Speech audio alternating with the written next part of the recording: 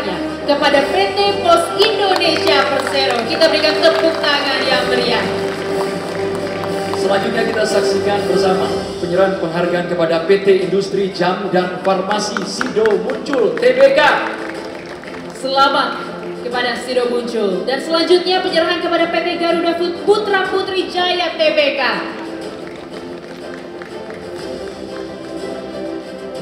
Dilanjutkan dengan penyerahan penghargaan kepada CV Sinar Jaya Plastindo. Boleh tepuk tangan hadirin sekalian.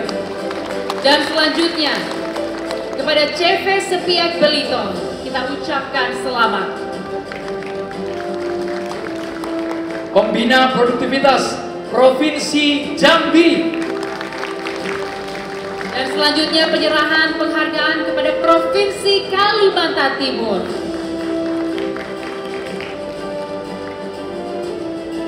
Selanjutnya kita akan menyaksikan penyerahan penghargaan untuk Indeks Pembangunan Ketenagakerjaan Provinsi Kalimantan Utara.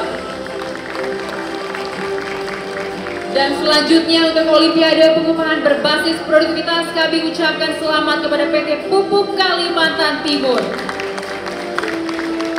Selanjutnya PT Aidar Ratan Industri. Dan selanjutnya penyerahan penghargaan kepada PT Mitra Prasmita Selaras. Selanjutnya penghargaan perusahaan terbaik tahun 2023 diraih PT Midi Utama Indonesia Tbk. Dan selanjutnya kita saksikan penyerahan penghargaan kepada PT Bara Energi Lestari. Selanjutnya PT Huawei Tech Investment. Kita ucapkan selamat dan selanjutnya kita saksikan bersama penyerahan penghargaan kepada PT Allnex Resins Indonesia. Itu dia para peraih penghargaan kita dan selanjutnya hadirin sekalian kita akan laksanakan. Assalamualaikum warahmatullahi wabarakatuh. Selamat siang, selamat sejahtera untuk kita semua. Yang saya hormati Menteri Ketenagakerjaan Republik Indonesia, para gubernur, para pimpinan perusahaan, para penerima penghargaan, Naker Award tahun 2023, hadirin serta undangan yang berbahagia. Alhamdulillah, atas segala limpahan rahmat dan karunia-Nya, kita dapat hadir pada acara penganugerahan penghargaan Naker Award tahun 2023. Hadirin sekalian, pemenahan sektor ketenagakerjaan masih menjadi tantangan pencapaian visi Indonesia Emas 2045.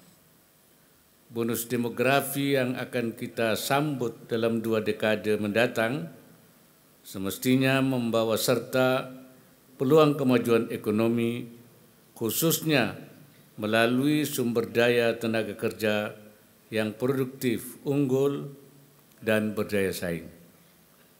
Kehadiran tenaga kerja usia produktif tentu menjadi harapan besar negara kita untuk keluar dari jebakan negara pendapatan menengah.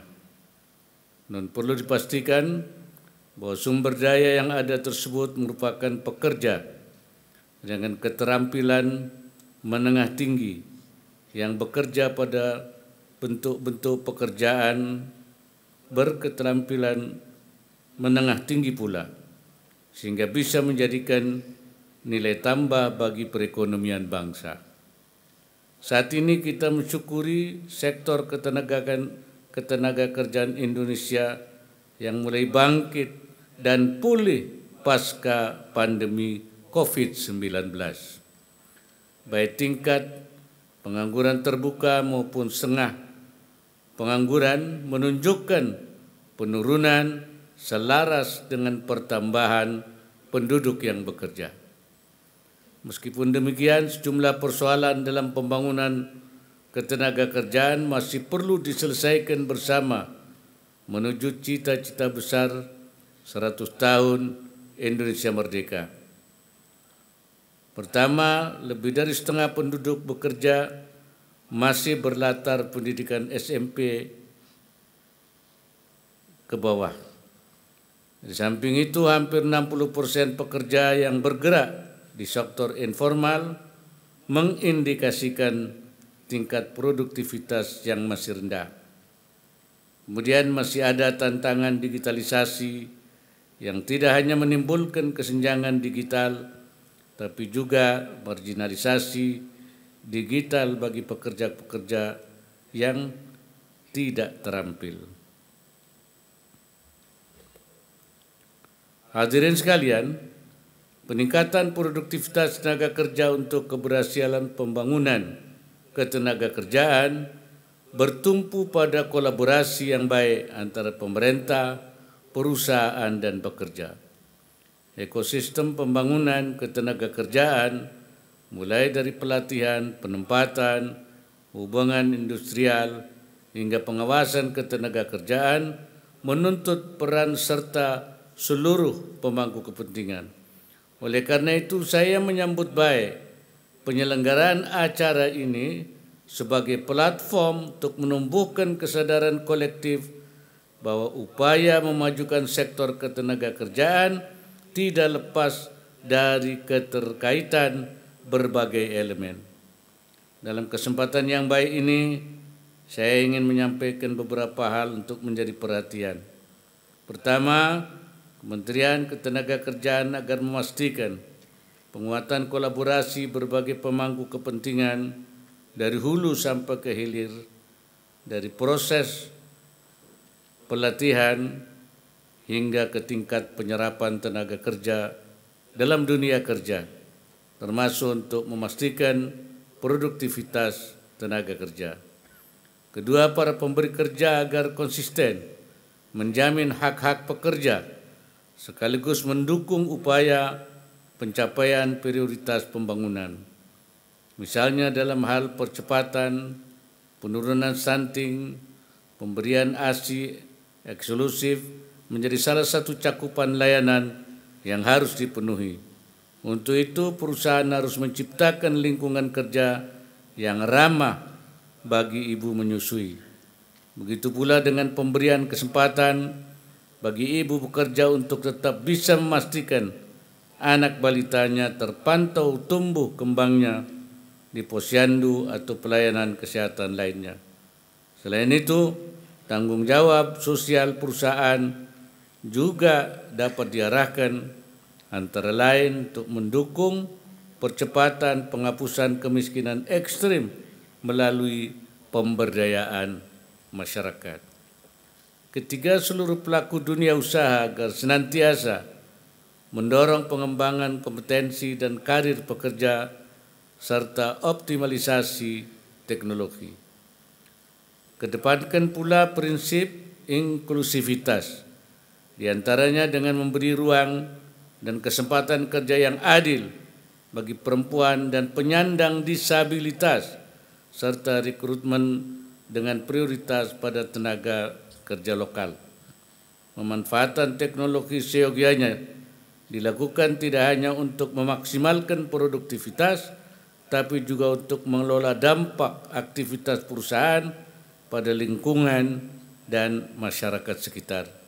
Terakhir, pemerintah daerah agar menyusun perencanaan dan penganggaran terkait bidang ketenaga kerjaan dengan saksama dan memastikan proses bisnis berjalan sesuai dengan kebijakan ketenaga kerjaan. Perencanaan ketenaga kerjaan mencakup upaya untuk peningkatan kualitas pendidikan SDM lokal serta pengembangan keterampilan tenaga kerja melalui pelatihan yang antara lain dapat dilakukan melalui Balai Latihan Kerja. Samping itu, pastikan kepatuhan seluruh pihak terkait atas pelaksanaan regulasi di bidang ketenaga kerjaan, termasuk pemenuhan kewajiban perusahaan untuk kesejahteraan pekerja.